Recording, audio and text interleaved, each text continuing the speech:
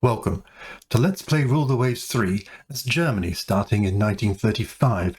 This is the middle of 1938. We are in the grips of a total war with the Soviet Union, and our 1935 fleet that we planned and have been building ever since is nearly coming to fruition. Most of the ships will be entering service in the next few months. So now is the time to plan our second stage development of the Reichsmarine and see what kind of German fleet we'll be aiming to get for 1941-ish. Bernard Brodie, a Cold War strategist, that strategy wears a dollar sign, and so I'm going to take you through some of the financial considerations and the choices that will give us. So first of all, here is our current budget. So each of these is a ship we're building. So a battlecruiser is costing $5,500 a month. I find it easier to work with monthly totals because you have the month already in the game to guide you.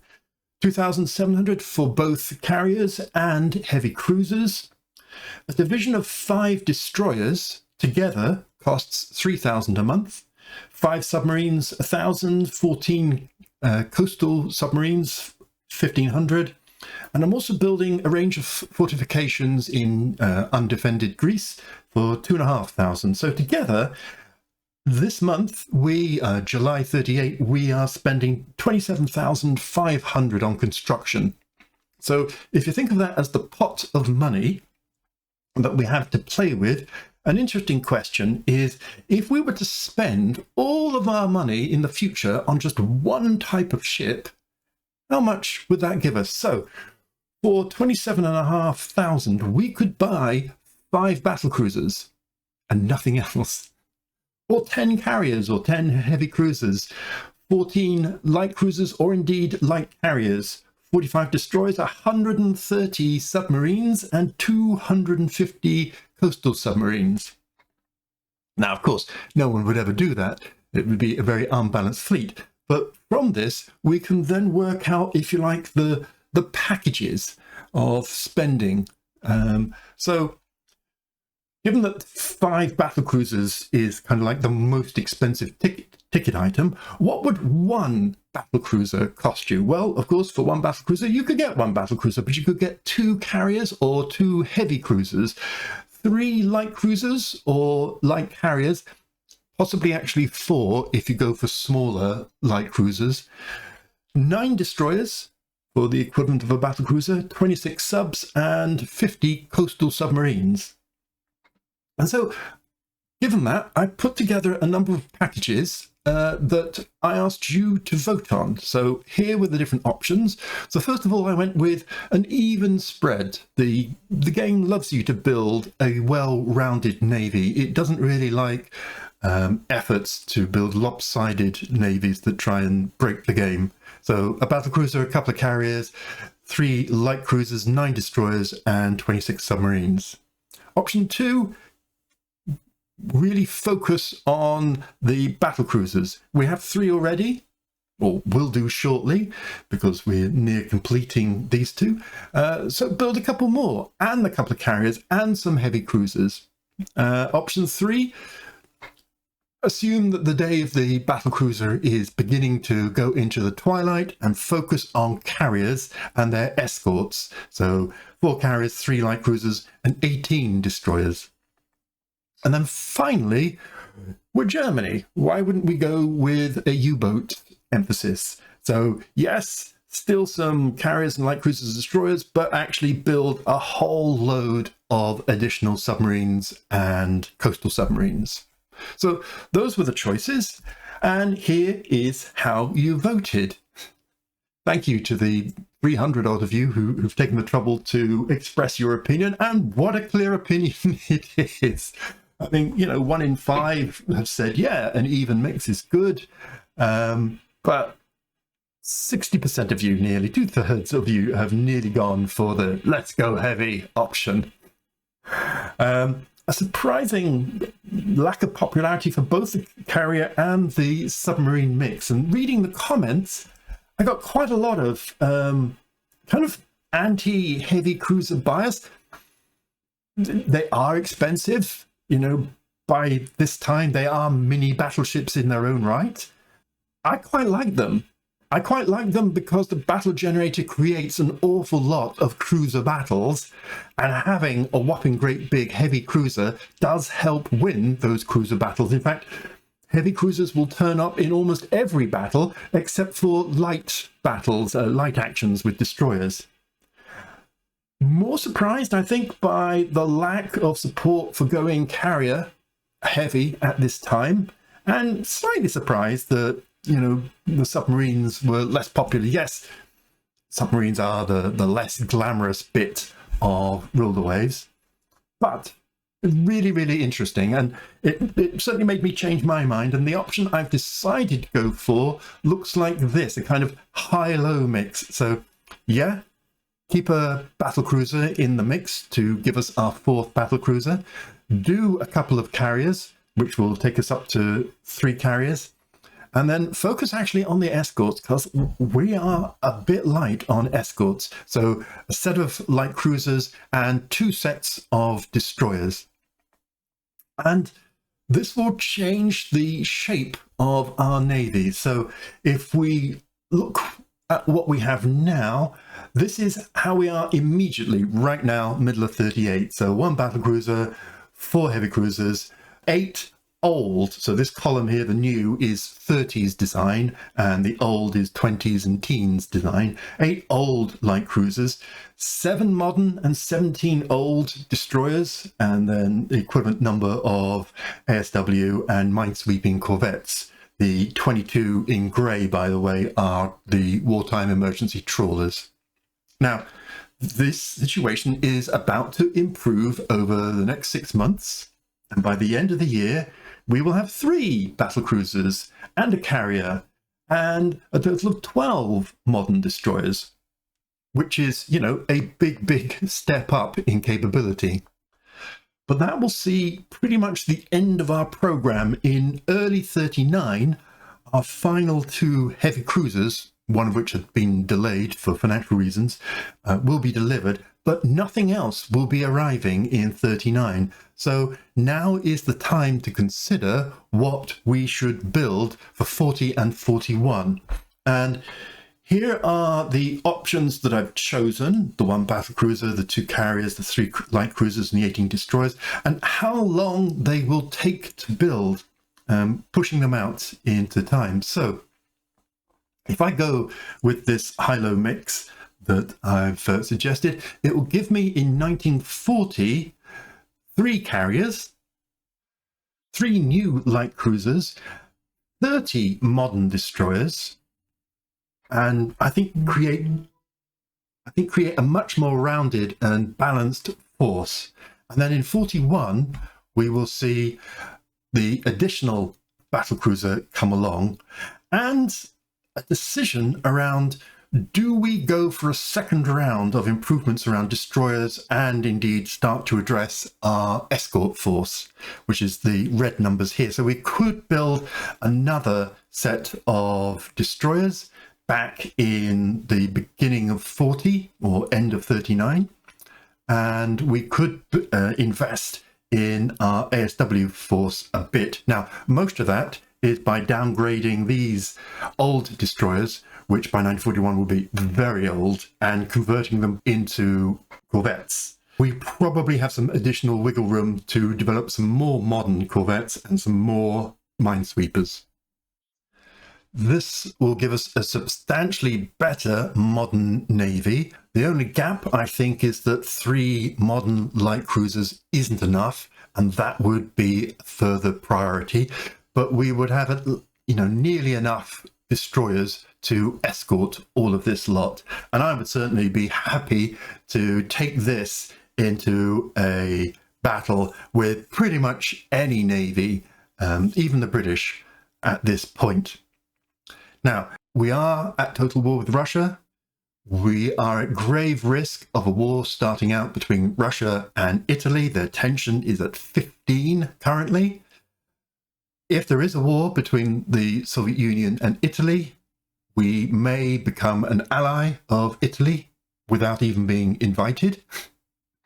And that may promote other countries, notably Britain or possibly France, to join in and create a proper world war. And I've been a little bit disparaging about the Italians, but now I have a Greek colony, I'm actually a bit more interested in what the Italians can provide. And actually, it's helpful. So this is where we are currently.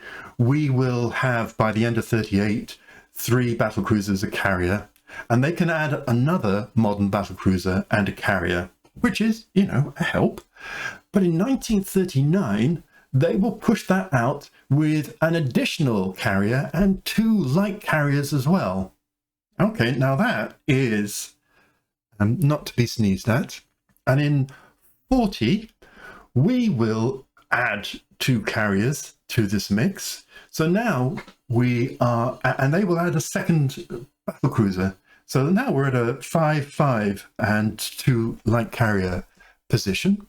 And in 1941, we will have finished our 4th battlecruiser. And if we have a look at that against the projected British position in 1941, they will have 5 battlecruisers or fast battleships, 5 carriers and 6 light carriers. So very, very comparable with Italian aid. So sorry, Italy. I may have been a bit unfairly rude. Right, so that's what we want to do. Let's go into the game and make that happen. So we're currently at minus 1,800, so I'm not bothered with that. We've got 33 and a bit thousand in funds. I think that will take the shortfall between ships coming down in value, in construction value, and our new construction ramping up. So that's good. We have a set of destroyers coming in a month's time, and we have our first battlecruiser coming in a month's time. I will make probably our new battlecruiser a derivative of that. The Graf Zeppelin is in 4 months' time, and I will wait until the Graf Zeppelin has entered service. That's because if I designed a carrier now, it would require me to have 6 or 8 inch guns in casemates, depending on whether it was 25,000 tons or above. And I don't want that. So once the Graf Zeppelin is in service, I can design a new carrier and I'll be released from that 6 inch, 8 inch casemated gun nonsense thing. The light cruiser, I think I can just crack on and design that now, and also the destroyer. So let's see what we can get for all of these. So first of all, let's open the design for the Stauffenberg and have a play. We've got 700 tons to play with, so actually that will allow us to, have a little bit of a tweak.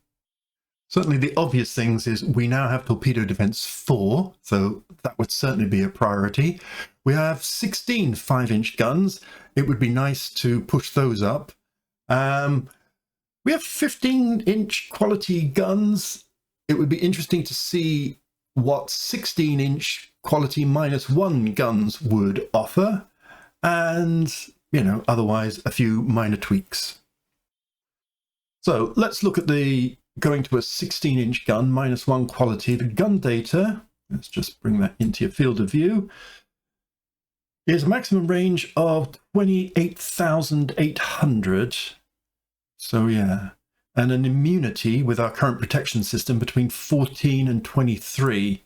So if we take that down to 15-inch guns, the maximum range is actually bigger, or longer, 29,500. Immunity is from 14 to 23, which is exactly the same. So I'm going to keep the 15-inch guns. Yes, the 16 inches could be upgraded whenever we develop 0. Actually, of course, I'm forgetting, we could go to a friendly foreign yard, and the Italians don't have 16 inches at all. We could go to the Japanese and then look at the data for that.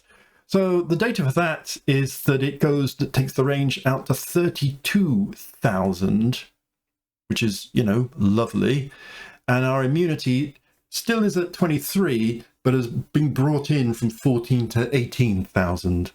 So yes, undoubtedly better guns, but I would have to lose some because our weight remaining is in the minus. So let's go to the aft and decrease that. Okay, so that gives us quite a lot to play with for other improvements. So torpedo defense up to 4. Okay, that gives us a little bit left.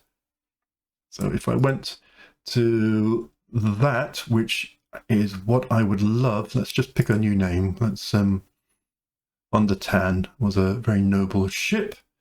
So we're just a bit minus, and okay, I could lose the torpedoes.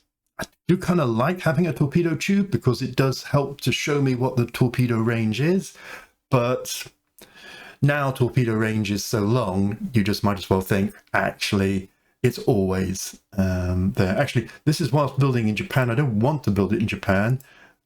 So if I take it to here, you can see even if I took off the torpedoes, I would have to lose the expansion in the number of ships. So it's all getting a little bit unbalanced. So I'm just going to cancel it and then go back in and keep within. Back to Von der Tan. I'm going to keep the 15-inch guns.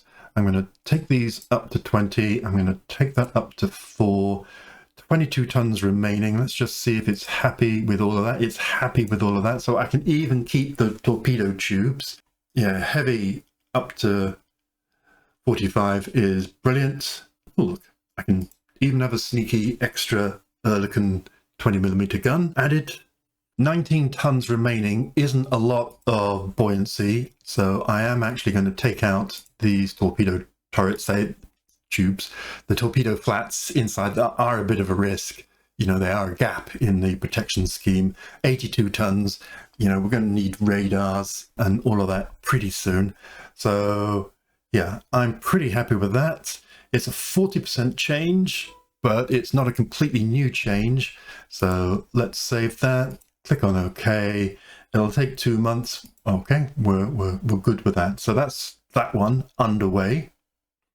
Next up, not doing the carrier, so it'll be a light cruiser. We don't have a good light cruiser that we'd like to model from. Let me just go over to the ships in service. So the Munchens are old. I mean, they're all old. So no, I'm not liking any of them. So let's start a fresh light cruiser and go for an auto design. Okay, and we have a 10,000 ton straight from the beginning. Okay, so this is where hindsight comes into play. If I didn't know the future, I'd be going, yeah, Stettin here looks great. 12 6-inch guns, absolute mince its way through other light cruisers, give heavy cruisers a little bit of a run for their money, and sweep or brush aside destroyers. Really good in the anti-surface role. However, the anti-surface role is a diminishing quality, and it's going to be the anti-air role that is something that we need to worry about. But this, the Berlin, is something I'm more interested in. 10,000, so at the absolute ceiling of a light cruiser. 32 knots, I've had to drop down a knot in order particularly to accommodate Torpedo Defense 1. You know, for the cost of these ships, I don't think it's fair to send them out with no torpedo defense whatsoever. And then a huge, great big battery of anti-aircraft guns, 16 of them, with giving us 44 heavy air defense. Actually, I might, yeah, let's do that and just lower that and that. Okay, 47 heavy anti-aircraft. Boom. This is what we're going to be needing. 6 torpedo tubes and 30 mines, just to give it a bit more all-round capability. So I like this design. I think it's well-rounded. It's focused to the future. It'll be an excellent escort to the battle cruisers and to the carriers. So let's get on with the new Berlin. Let's click OK for that. 3 months. All right. Now for destroyers. You'll probably remember that our previous destroyers, the Z-56, were a bit problematic in their construction. I'm allowed to build up to 3,000 tons, but in practice, I couldn't use that. And I ended up at 2,200 with 4-inch guns, which, you know, I'm really not very happy with. I'd much prefer to go to 500 tons and see how that is achievable. And if I increase this, so 107 tons remaining, and then, yeah, it just does nothing, going all the way up. The only way to deal with it is, if I come back down, is to drop the speed considerably. So if I take it down to 33, now I can have this much improved destroyer just from that. Now let's see if we can tweak this. I mean, the heavy factors has only gone from 15 to 16, but having 5-inch guns as the anti-surface warfare is going to be universal. I think the destroyers with only 4-inch guns are going to be severely disadvantaged. If we take it up to 2 directors, that doesn't really help very much. 3 directors, you can see the weight remaining increasing. 4 directors, yeah, there's a lot of directors, and I don't think actually, yeah, if I go up again all the way to 3,000 tons, I can manage it, but now the cost is 850 a month against 630, and so a substantial amount of price increase for a modest increase in capability. It also comes with 8 torpedo tubes, not huge, but is fine. 8 ASW value, which is excellent. I could put some mines on it, so 10 mines. Leaves us only with 25 tons remaining, which I'm okay with. We will need to fit radar on. That may affect things, but then we can always remove the mines later on. I think I'm much happier with this. However, you can see the changes means that it's no longer a derivative. Actually, it needs to have a new name and stuff like that. Oh, Albatross. I don't want Albatross. Let's go for Z61. Okay, dropping the speed down to 33 takes it outside of the change allowance, and so it becomes a new design. But I think this is a substantially more capable design than the Z56s. So let's OK that. This will cost okay for 2 months. Okay, and let's get that one going. So that's a new battlecruiser, a new light cruiser, a new destroyer. The new carrier will have to wait 3 months until the Graf Zeppelin is built, so that we are not affected by the first generation carrier penalty. And yeah, okay, I'm good with that. Let's go into August and see how many battles the Russians decline. So a light action. Spoke too soon. So, would we like to lay some offensive minefields? I don't see why not. Let's go to the wider battle screen. Yes, we'll attack enemy ships specifically and see what life has presented us with. Okay, we've got a couple of light cruiser divisions and 3 destroyer divisions. So for a light action, it's not a trivial force. I think I'm going to call this episode to a close at this moment, because actually I didn't really expect to have a battle. I thought we would just pile through the last few months of 1938 and could end on the 1938 annual report. But let's start afresh in the next episode, so please join me then to see how this light action in support of the land combat in the Baltic states proceeds. Thanks for watching. See you later.